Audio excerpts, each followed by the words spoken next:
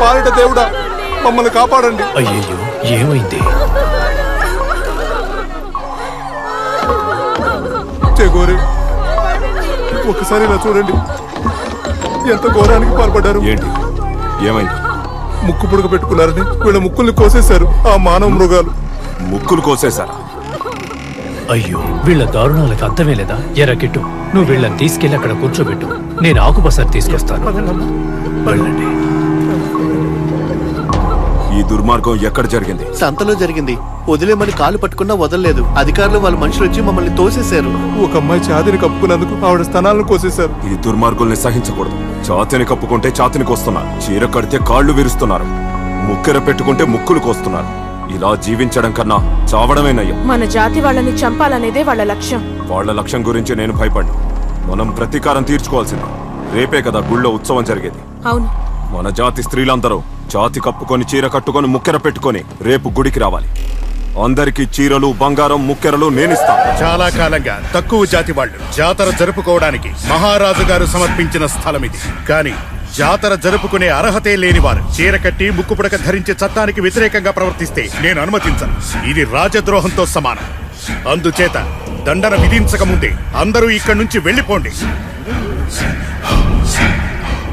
ఇక్కడికి మా జాతి వాళ్ళు మాత్రమే వస్తారు. అగ్రవర్ణాల వాళ్ళు ఎవ్వరూ ఇక్కడికి రారు. ఇక్కడిది తప్పు కాదు. మీరిక్కడి నుండి వెళ్ళిపోండి. ఈ పేదలని వాళ్ళ ఉత్సవం జరుపుకోనివ్వండి. మొదలు పెట్టండి. చూస్తారేంటి? దాడి చేయండి. ఒక్కరిని విడిచిపెట్టండి.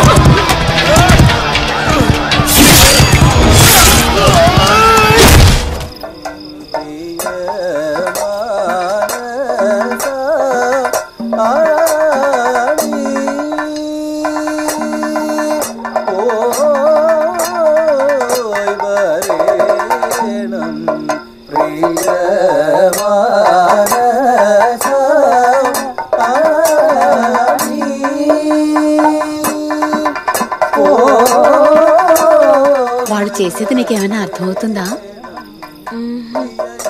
ఏం అర్థం కాకపోయినా కథాకళి ఆడుతున్నారని మాత్రం తెలుస్తోంది. లలితమ్మ మీకేమైనా అర్థమవుతుందా? లేదు, ఇప్పుడు తాతయ్య ఉండుంటే అన్నీ వివరంగా చెప్పేవారు.